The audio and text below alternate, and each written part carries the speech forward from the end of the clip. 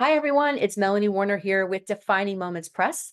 I am really excited today because we have a few authors for you guys that you're going to meet, and you're going to hear about their books and their little book babies that we're giving birth to this week, and also their book journey, which is even the story behind the story, which is really fascinating. First, I want to bring up Derek Drummond. Derek, thank you for being here today. Thank you. Appreciate it. Oh, I'm so excited about your book. I think this is such an interesting concept. So first of all, now we're going to get into your book in just a second, but I want you to talk a little bit about this journey. And also, if you wouldn't mind, just kind of the theme of our show is defining moments, like sharing a defining moment in your own life, if you wouldn't Okay. mind. Okay. Um, the major defining moment for me at this point for the book was my mom's coming to know Christ. And when she did that about 17 years ago, she started peppering me with questions, asking me all kinds of things about my stance, what I believed, how I walked, uh, what about the different stories. And through that, we started talking about like the birth of Christ and being 100% human, but 100% God. And he was a baby. She was asking me, does he cry? Does he poop his pants? Does he need to be fed? Yeah, all of that. And so from that, I started just building this idea of wanting to know the backstory of before Jesus was born, of people who came to see him. And so I concentrated on the three wise men and their lives up to that point of him meeting him. That's the first book. I've got the second book in works. I hope to have it coming out by the summer, and the third book by Thanksgiving. The Awesome. third So book of three this books this trilogy. year. Congratulations, So man. Three books this year. That's awesome. Now, just to be clear, you guys, this is Christian fiction. So have you ever wondered, what was Jesus like as a kid? Or what was it like to be the three wise men? Because we only get what we get in the Bible, but I know we've all kind of imagined beyond that. So what Derek has done is something very creative, very inventive, is really being able to kind of get in the minds of like what happened and how this worked out, and really share that concept with people. So I love that you started with that story. You wrote this book in like 5 weeks. I think it was like 5 weeks, right? I collected it all together and finalized it in about 5 weeks. It took me many, many years to slowly put things together as I built it. Yeah. Amazing. And then you have the second one that's almost done. And then you got the third one you're working on. So Yep. that's the thing. Once people kind of get out of their own way and they get rid of all the fear, like once you've done something, now you don't have the fear of it. So do you know how many, that 80% of people out there say they want to write a book and only 1% actually do. So congratulations. And by the Thank way, you. your book is already a number one bestseller. Congratulations. You're a best-selling author on top of it. That's got to feel good. What was that Yes. like to get that call and to be like, oh my gosh, people love it. They really love it. It was really cool that all my work that I put in, that people agreed with it. I've got people who come up to me now and just tell me that it's a great story. They can't wait for the next one. How it ties together. All the books will be based off of the book of Daniel and how God used that 500 years before the birth of Christ to bring all his things to fruition. I love it. So I love it. So tell us, Derek, who is your book for? Like, who's the audience that would appreciate this book, you think? I wrote the book for people who just have that interest of behind the scenes. It could be someone who's older, that just like my mom, who came to know Christ in her later years, to new students that are in college or high school that are making that accepting and have questions. What if? Why did? Who went? It's just that genre of people that have a question. Um, I wrote down. Someone asked me what special thing about it, and it was more of an opportunity to have a book or a series of books that people would want to read again and again and again as like a Christmas story, but leading up to Christmas or after Christmas, leading up to the Easter, or why different people got involved or how they connect. So I myself am a C student in English class all through high school and college. So I'm not a huge big word kind of guy. So it also is easy to read. I'm not trying to flood people with big words.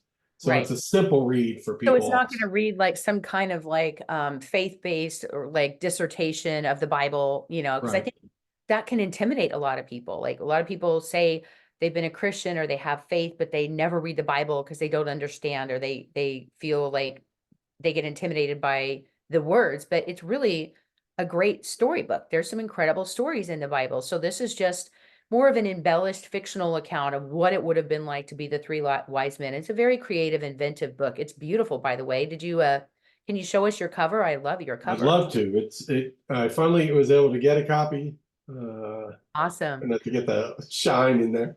So tell us the name. We Three. The first book is the beginnings. The Mm, next is their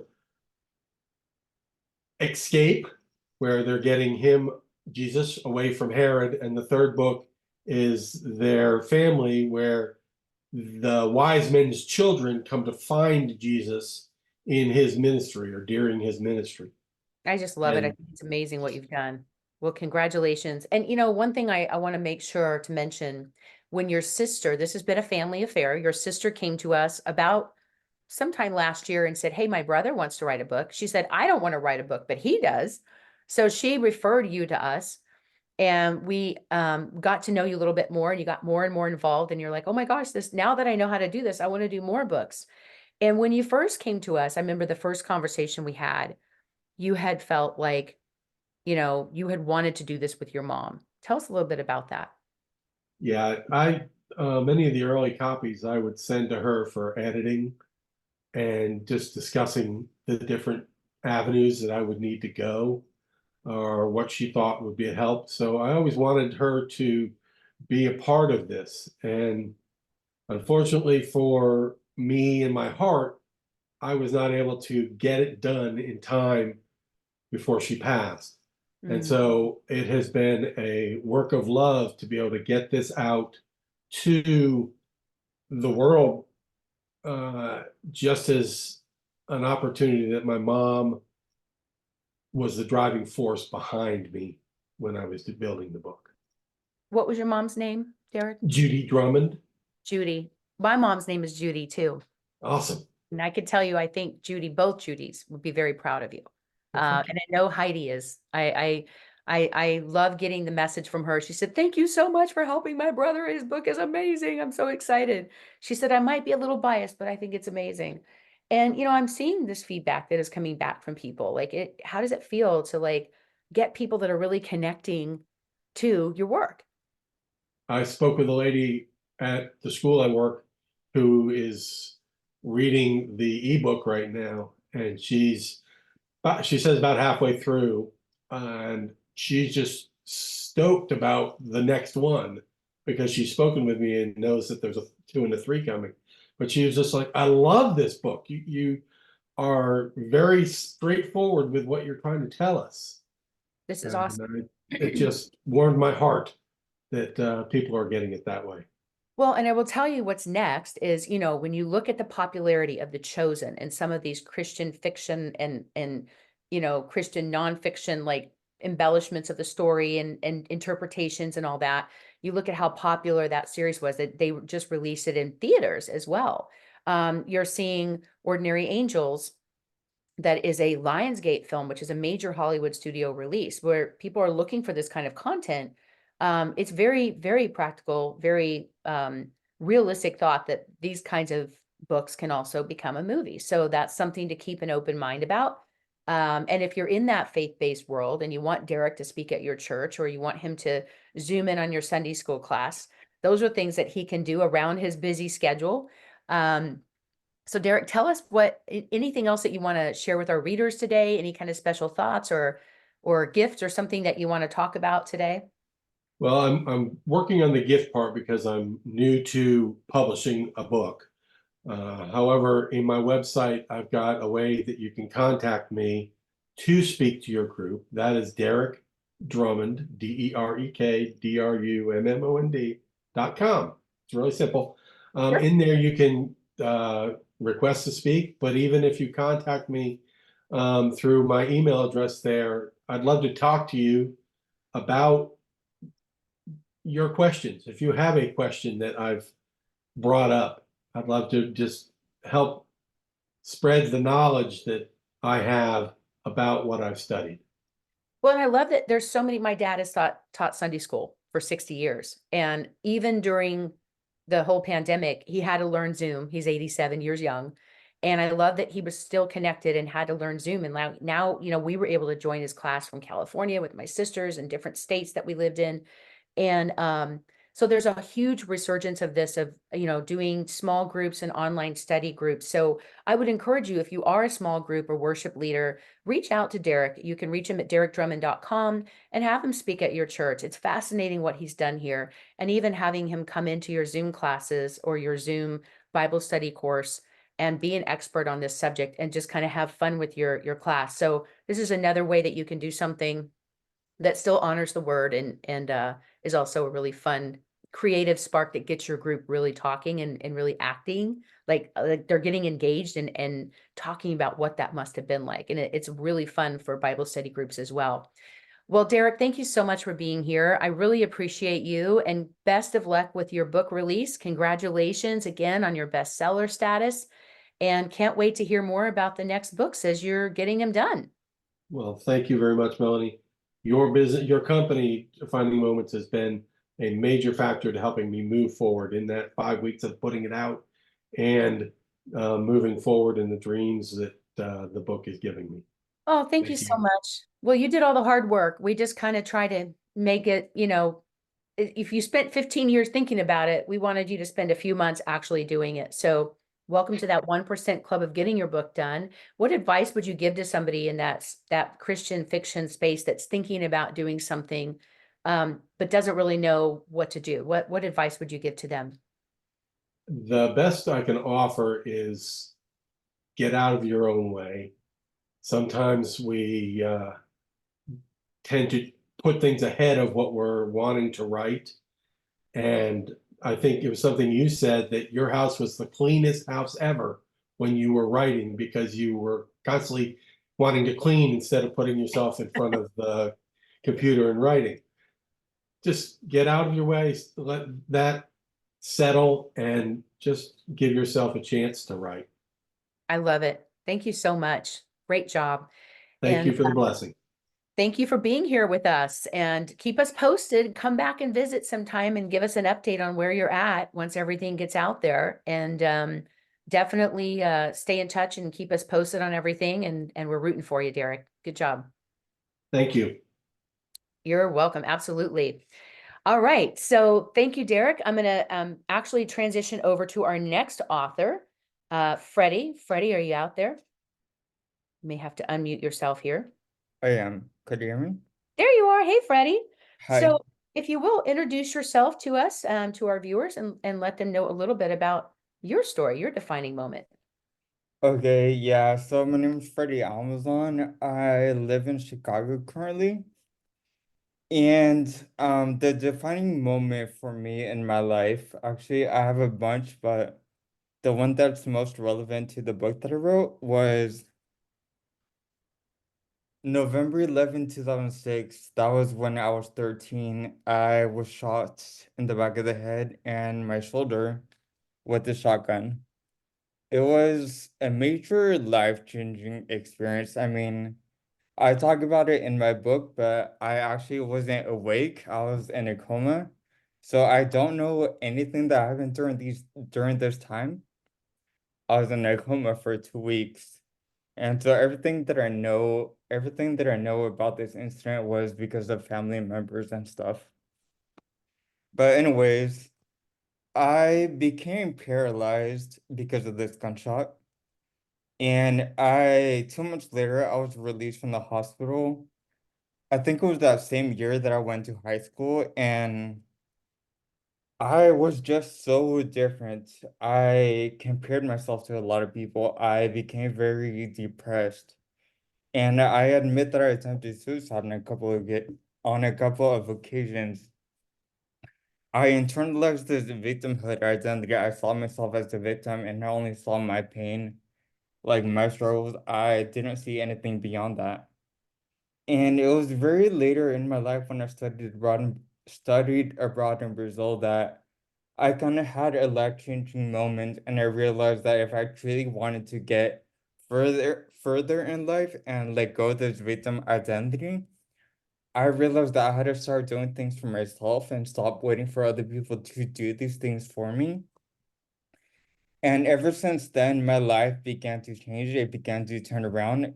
It was a long process to break this victim identity that I had internalized, but I came to the conclusion that these experiences that I went through, they're one of the best things that ever happened to me because of this growth that I went through, this growth that I experienced. And so I wrote this book because I wanted to help other people who are struggling with the same things that I struggled with this victim identity. I wanted to help them, like, I guess, rate that and find healing the same way I found healing.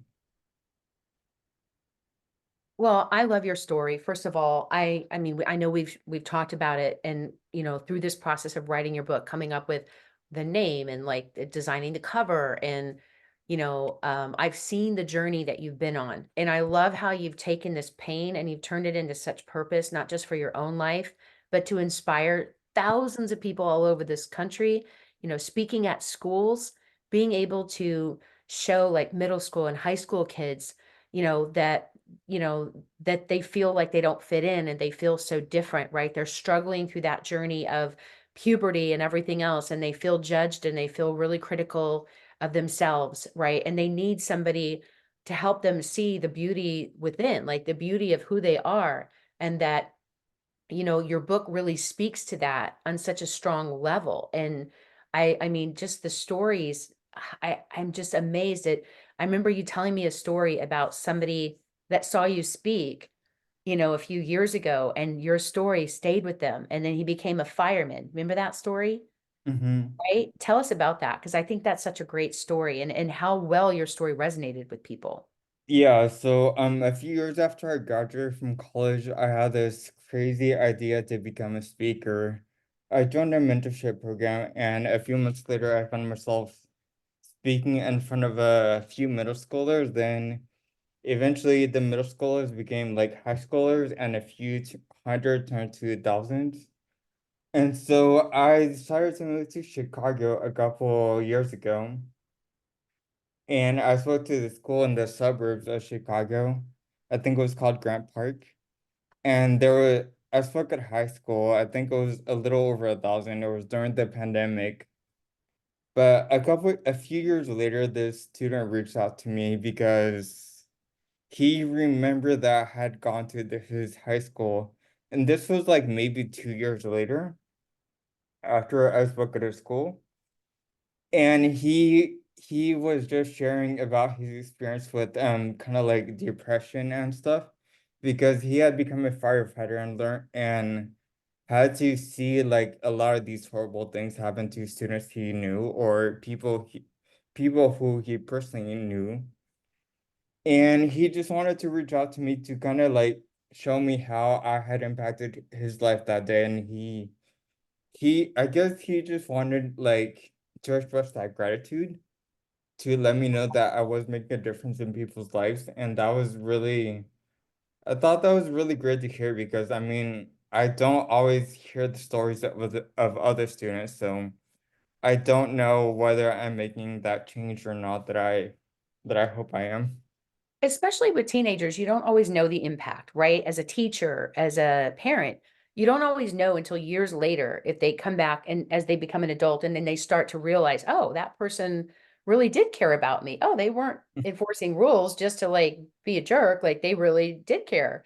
And, the fact that your words, your story resonated for years with this guy, he becomes a firefighter. He comes across an accident with a girl that he went to high school with who had passed away in the accident. And he had to, you know, be in this mindset of like, seeing like the bodies of people he went to high school with. Like what a transition for him to have to be in that space. And that's an emotional journey for anybody. But what I love that he said is when he reached out to you, that your story inspired him to keep going when he was depressed, because he always thought, what would Freddie do? He always thought, how would Freddie handle this? And if Freddie can get through it, I can get through it. And I just get goosebumps when we talk about your story because it's so powerful and it's really easy to hide away and feel ashamed or feel like I don't fit in or I'm not like everybody else and to try to become invisible to fit in. And you actually stood out by stepping up and stepping out and getting out of your comfort zone. And I'm really proud of you, Freddie, because I know that wasn't easy, Thank you you. know, and think about all the people whose lives wouldn't be impacted if you hadn't gotten over your own fear to be able to be that person for them and the rewards of knowing that, right? So, what advice would you give to people who are thinking about writing a book or being a speaker or putting themselves out there, but they're worried about what other people think, or they're worried about negative reviews, or they're worried about being judged? What advice would you give to them? Yeah, so I learned about this a few years ago. About I think it was a quote by Albert Einstein where he tried to create the light. He was trying to invent the light bulb, and no, not Albert Einstein. I forgot. I forgot who. I'm having a brain fart. But anyways, so he tried 10,000 times, and Thomas people, Edison. he was talking about failure. And he said that I didn't fail 10,000 times. I found 10,000 times that didn't work. And that went to show like that kind of showed the tenacity that he had.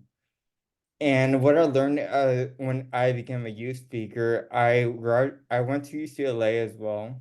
I know that you're an alumni as well.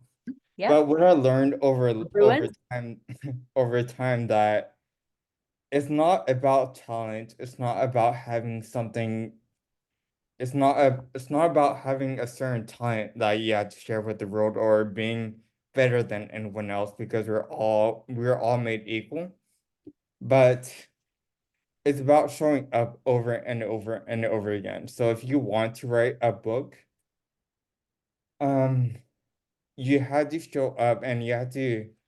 What I learned was setting goals for myself is taking a big goal and then breaking it up into little small pieces and then doing this one thing every day that will help you get closer to your goal.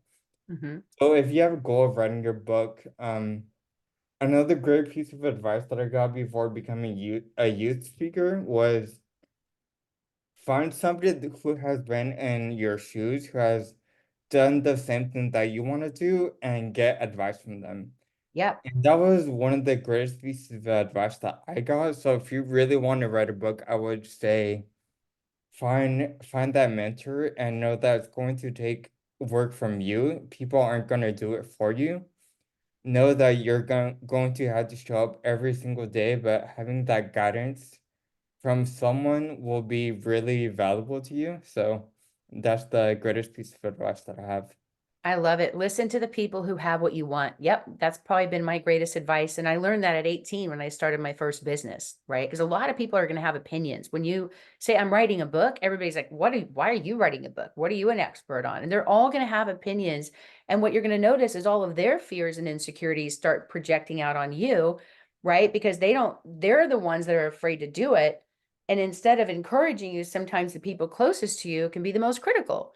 And so, you have to kind of be in your own space and like it is a collaboration, right? Writing a book is not an individual event. It is a team sport. And the more you can collaborate with people, get feedback, build an art team, we call it an advanced reader copy team, design your cover, get feedback on your cover, like market your book while you're writing it. There's so many great ways to make it work and make it successful as a process and a journey.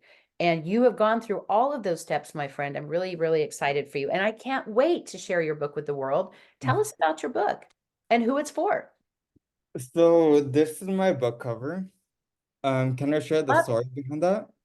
Yes, I love Beauty and the Broken Pieces. Yeah, so you see these gold lines, right? Mhm.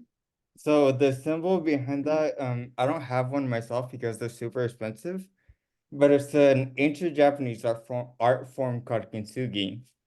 What kintsugi is, it takes this damaged art piece, like an art piece that has been broken, and they put it back together. They put it back together with there's a lot of symbolism behind this, but they put it back together with not gold, they just do gold, but they use lacquer from a tree, and actually when the tree is when the sap is taken out, the tree dies. So there's a lot of symbolism. Mm. They put the putter piece back together and they glue it together with this lacquer, and then they dust it with powdered gold, silver, or platinum, but usually it's gold. And the symbolism behind that is that you can take a broken piece and put it back together and create something beautiful. That's where the title of my book comes from, Beauty and the Broken Pieces, that is basically an analogy that we could create beauty from something that has been broken. I love that. And what I like about Kintsugi is that it doesn't try to hide the fact that something has been broken. If you look at it, like I said, there's a lot of symbolism. It puts it back together with gold. So what it's doing is it's highlighting the brokenness. It's teaching us that our scars are not something to be hidden, but something that deserves to be celebrated. And like to show your scars to the world, I guess, because it is your scars that make you who you are. And the fact that you have a history now, this is taken from the Japanese. The fact that you have a history is what makes you more beautiful. I love that so much. I love everything about that. I think it's not only is it beautiful art, but there's such a metaphor, like you said, to that in life. Like we've all gone through difficult times and we hide our scars out of shame. But if we learn to see the value as art, as it makes us who we are, and all these pieces that feel broken can actually be this beautiful piece of art with this, beautiful gold glue and sap that kind of pulls it back together. And if we can recognize that and see the beauty in that, then it wasn't in vain for sure. So now tell us a little bit more about how to reach you. If people are interested in hiring you to speak at their schools or as a speaker at one of their, nonprofit events or something, a motivational speaker, like what's the best way for people to get in touch with you, Freddie? Yeah, so if people want to reach out to me, I do have a website and you could watch more about what I do, learn about what I do, learn about my speaking topic. That's at freddiealmazan.com. I think it could be shared somehow. Yeah, But it's in the link here below. yeah, freddiealmazan.com, or you could reach out to me directly via email at heyfreddie@freddiealmazan.com. I love it. Well, Freddie, is there anything else you'd like to share before we wrap up today with you? Um, yeah, so I guess I didn't really answer your other question about who the book is for. So my book is geared towards other trauma survivors to help trauma survivors find strength in adversity.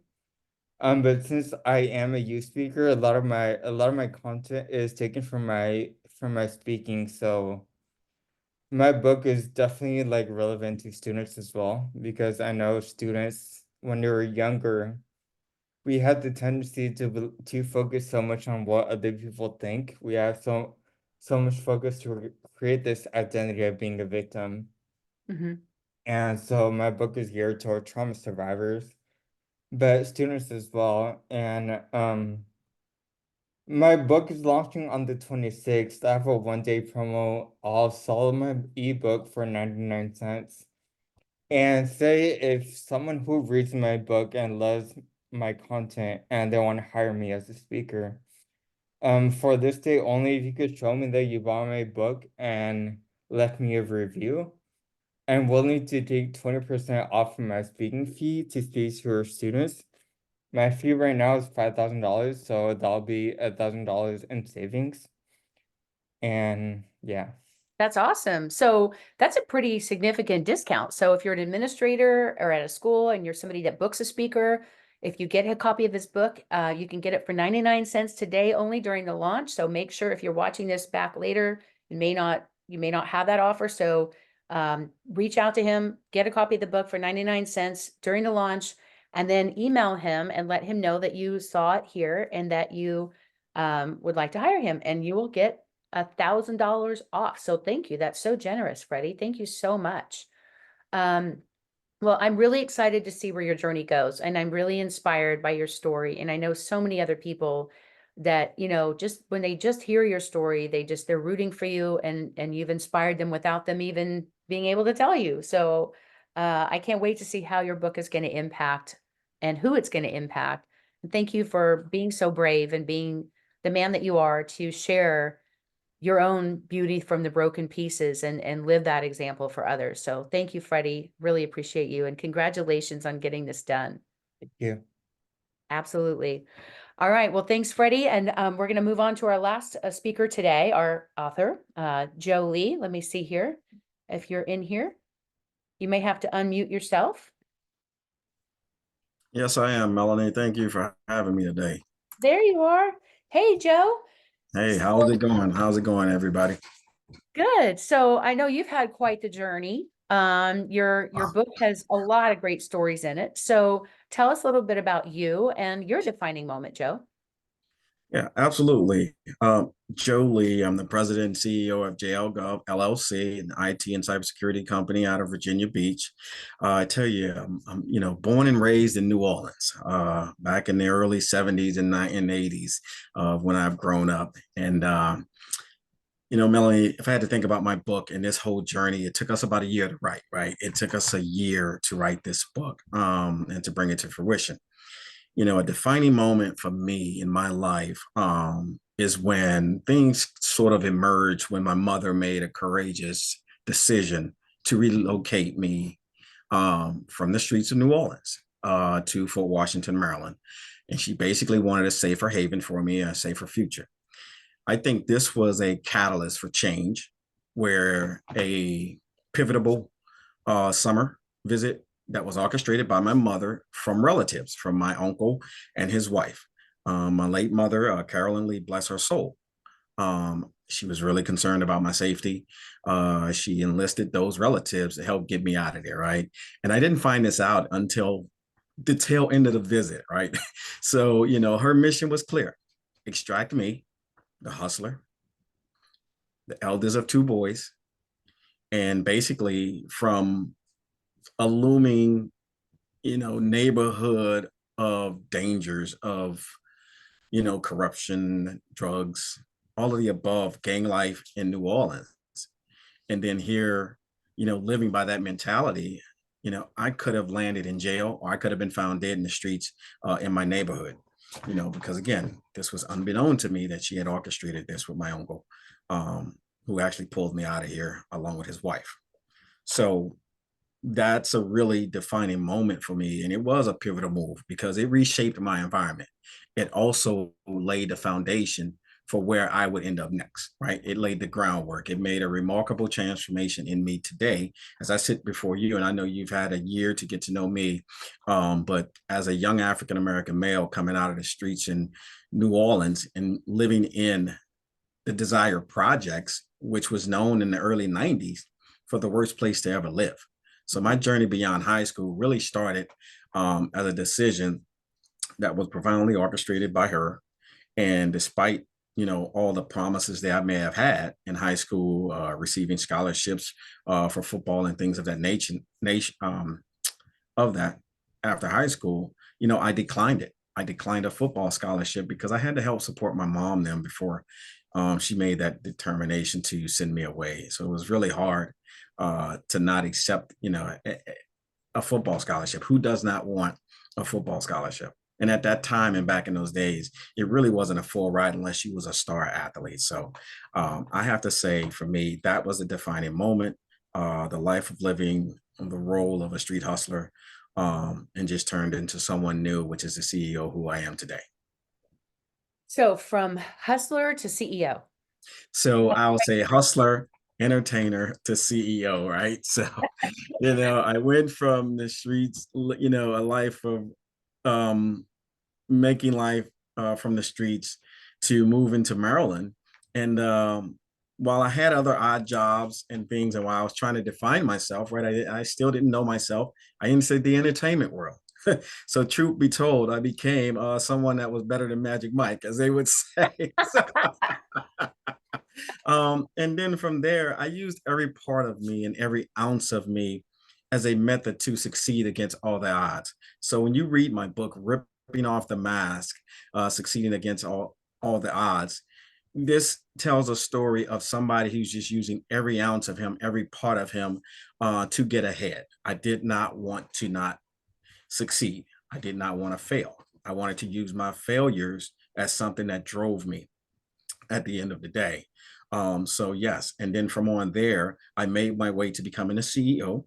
And then later on in life, while navigating the woes of the government contracting world, I became the CEO girl dad in the midst of all of that, right? So, here I am, 4 years into my business of starting that. And, I did the one fatal thing that probably a lot of people stay away from: relationships and developing another kid right in the midst of building a company. So, that was another hurdle, but, it's all been beautiful. It has all been a terrain of growth for me, transformation and resilience at the end of the day. That's amazing. And so tell us a little bit about your daughter. My daughter, she is now she's a spitting image of her dad, so hopefully she's just as beautiful as I am. But inside out, she has a beautiful smile. And right now she's 6 years old. I've been grooming my daughter. She is standing as #1 in the state for Taekwondo right now. She has 4 medals. I am taking her next month to North Carolina for another final tournament of the year to hopefully up her rankings on that. She is in private school at this time. Since she was back in pre-K, the teachers often said, if you can get your daughter into private school, you need to. She's going to be bored. She is averaging around 95% with all of her grades in elementary right now at the first grade level. So I'm a very proud father. We do a lot of things together, and I'm hands-on. Outside of that, I'm a single father, navigating a business, navigating fatherhood. And I'm also, coaching some single fathers in the area. I've been given a couple of awards in the Virginia Beach, Hampton Roads area here, as a Father of the Year, Humanitarian of the Year award, and just for the community work that I've done too, where I've supported disadvantaged families, vets, homeless families as well, and just those who were just in a medical indisposition situation where we've given back to them. And I started funding this out of my home myself, and then it grew into this big corporate style event. And I sort of haven't done those major things with the community work as much as I did in my formative years before my daughter came along. But just to say the least, my last event was in 22, where myself and another single father, we gave a Father's Day event, and we supported a lot of families into the community of coming out and celebrating with us. So again, while I'm not majorly involved in what I was doing before, I still was able to put something back into the community and pay it forward. That's amazing. I love that. And especially when you think about what the journey has been for you, that you're trying to give other people that opportunity to show who they are and let them shine, right? To have without having to go through this drastic transition that to be extracted from their family and community just to have a better life, right? Yeah, So everything you've learned, like you said, you paid it forward. That's awesome. yeah, Uh, yeah, and, absolutely. and I love that you're including your daughter in that as a business person, like grooming her to understand why you work, why it's important to you, and yet balancing the work-life balance. I know that's not easy. I'm a single mom as well, and I have a son at home, and I have 2 adult kids, but I have one more still at home, and it's hard to, juggle all of the school stuff and the work stuff. So I commend you for that. I know it's a lot of work. So kudos to you on that as well. And you got your book done. So Yes, yes, good finally. job. Good job. So show us, you have your book cover. I know it's like, you've got Yes, I your, do. you've got your ebook Yeah, and your hardcover, or paperback launch that people have that option to do. absolutely. And there it is right there. There it Awesome. is. You see That that? looks great. Yeah. Yeah, Love the cover. absolutely. Ripping off the mask. Perfect. All So right. you can also get that book. There's a special price today, you guys, for the launch where you can get the ebook for 99 cents. The print book is under $10, I think. Yes, it Um, is. and this is a great book to, you've also pre-sold a lot of copies. People are buying multiple copies of this book to share with other people. So, I'd recommend it for single dads for sure. Anybody that's trying to build a business, like you said, anybody that's in transition in their life that needs that motivation, that needs to know specifically the steps that you took, because it wasn't about how you felt, it was the actions that you took. And there were things that you realize, hey, if I go this way, it's going to lead to this result. And I have a choice and I can empower myself to make a better, different choice by knowing that I have that control, like over myself, not everybody else or my circumstances, but I can choose to be better, not bitter, right? Yep. So you've got a lot of great examples, very motivational story, Yeah. that I think will inspire a lot of people. So Yeah, absolutely. I think the biggest part is, Melanie, as many people say, follow the path of this person or that person. I chose to write my own path to my journey. So if I had to tell anyone, hey, create your path to your journey, and I'm gonna call that a tweetable moment, right? Create your path to your journey, right? Because your path is your journey. The ups and downs that you go through, the potholes that you fall into and you climb out of, that's your journey. That's your path. absolutely. I love to say that, you're the author of your own life story and you get to choose the next chapter. So even if the last chapter didn't go the way you wanted it to, you get to choose the story and you get to choose the ending. And I love that. Yeah, So absolutely. Joe, tell us a little bit about any kind of special launch promos or offers, anything that you want to talk to people about today? Yeah, absolutely. So right now, we just put the book out there. As you know, it's for 99 cents for the ebook and then $10 for a 9.99 for the print book. But also we're selling bundle buys. You still get this same offer for each one of those bundle buys that I have advertised on my site right now. There are special offerings under each one of those special buys. So please go out to the website at www.joeleewrites, like you're a writer, joeleewrites.com. And again, www.joeleewrites.com. And And you you can just click go the to the link purchase below. the book page. And yeah, and definitely you will find the link below. That's awesome. Yeah, the book, and by the way, I love your site. It looks amazing because you're also a speaker and you're a CEO and you have all these different experiences. So you've got your book on there, you've got your different speaking engagements and things that you do. So there's a lot of different ways that people can follow you, get to know you, reach out to you if they have questions. You've also been kind of coaching other, you know, um, high performance executives. You've got your other business out there, your contracting business, you're working on another book. So you're juggling quite a bit. So there's a lot for people to follow Yep. if they want to get Yeah. to know more about you. Yeah, absolutely. And just definitely stick out to my website. The Twitter page is coming up to date. Also, Instagram is being developed as we speak right now. The YouTube channel is being developed. So a lot in the works right now, along with everything else.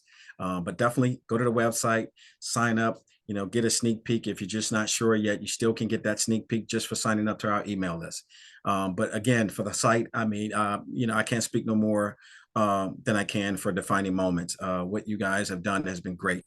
At the end of the day, Melanie, the website that you guys have developed also is really great. I cannot speak to the appreciation that I have for your web guy. He's very awesome, and it captures the essence of who I am trying to reach, the target audience, right? And it's basically for anyone who may have faced adversity, struggled with self-doubt, or either sort of just tried to transcend some of the limitations of their own circumstances, right? I think it resonates perfectly, and particularly with those who are just dealing with different complexities of identity, trying to figure out resilience, personal growth, living in challenging environments, even from a individual that is facing adversity while seeking success, right, in their personal and business and professional lives. It's ideal for those who are navigating struggles, who are dealing with mental health issues, maybe. They're just not sure what direction they want to go in. So the leaders in technology, I get asked all the time. It's like, hey, Joe, how did you do this? How did you do that? Navigating that struggle, it's such a hurdle for small businesses. So those who are dealing with disruptive challenges and who aim to lead effectively, right, while maintaining their supportive environment and trying to make a way, not only for their families, but also for their employees as well. So I really urge everyone to go out there and check out the book. Well, thank you so much. I appreciate that. That means a lot coming from you, knowing you're in kind of that cybersecurity world, being able to build out, publishing funnels and author and speaker funnels and web pages. Because we found that a lot of our authors were releasing books and then they didn't know how to drive an offer back. Like there's just so many different ways to get out there and connect with people, but it Mhm. can also feel like noise if it's not structured in a way that's designed. Like there's so much marketing that goes into it. And we always like to say, writing your book is only 10% of the journey. Mhm. Marketing is 90%. And I didn't make that up. That came from Jack Canfield, who was one of my mentors who did Chicken Soup for the Soul. And we all know that they've sold like hundreds of millions of books. So marketing is definitely a big part of that. And so we appreciate all of you guys being here today. We appreciate the viewers, supporting these authors, getting to know them a little bit more, following their journey. And we encourage you to go get their books and buy multiple copies if you can. Take advantage of the discounts during the launch. And also, if you wouldn't mind giving each of them an honest review. I know that really is very helpful to them. Because it's kind of like when you open a new restaurant, nobody knows how great it is yet. So the reviews are really critical. And I want to also thank our team. So Joe mentioned that as well, like Michael and our tech team, also Kat, Sharon, Amber, Lindsay, Micah, Jasmine. I mean, it literally takes a village of people. Antigone, there's so many people that were behind the scenes of this, of helping all of these gentlemen get their books launched. And by the way, I'm happy to see the guys show up here. We have a lot of women that come to our program too. And it's like, everybody's like, is it just women? I'm like, no, I swear there's some guys in there too. And it's great to see you all supporting each other and being here today. And I just want to say great job, you guys. I'm really proud of all of you, and I can't wait to see the impact that your books make. So thank you again for being here, for sharing your stories, for getting your books out in the world, getting them out of your heart and getting them into the hands of the people that need them the most. And if So I can close out with two more things, just two nitbits, when you think about the reason to buy my book, it's about embarking on a journey of resilience, determination, and triumphing over adversity. I met some obstacles in the government space, commercial space, all of the above. It's basically a candid storytelling, my introspect reflection of life, right? Where I offer insights, inspiration to our readers. And, they may be grappling with all types of different challenges, especially the fathers. I talk a lot about how to navigate and how I can provide coaching and tips of a custody battle. When you're dealing with those conflictive marital divorces and things of that nature. So I talk about that as well. I became a CEO in 2013. And if you can just imagine possessing a steadfast strategy to navigate self-doubt, conflict, mental health and struggle, prejudice, and you just forge a path of unwavering recognition, I think this book is definitely for you. So my call to action to you is just definitely to look at ways that you can explore. And if I could help you transition from coaching or at some speaking event, I will focus on 3 specific categories: projects to the boardroom, which is a journey of resilience. Okay. The CEO paths, which is technology triumphs and fatherhood challenges. And then also, thirdly, from a custody matter or the single fathers out there, fatherhood, resiliency, shared custody triumphs. That's my personal journey. So thank you once again for giving me this opportunity and giving me the floor, Melanie. absolutely. And thank you for all that you contributed. I know that it's going to impact a lot of people for sure.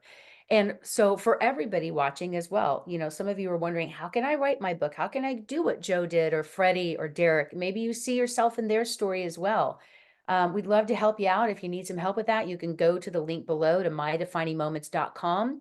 There's also an application you can fill out, and you can actually get on with one of our publishers. They can listen to your book idea. They can help you navigate it and actually give you some ideas of how to monetize it, so you know how to actually monetize it. Several of these guys actually pre-sold their books and made money before their book was even published.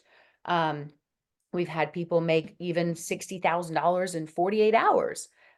We have our own book that we just launched as well. This is Unexpected Leader, 11 Tools for Transformational Leadership.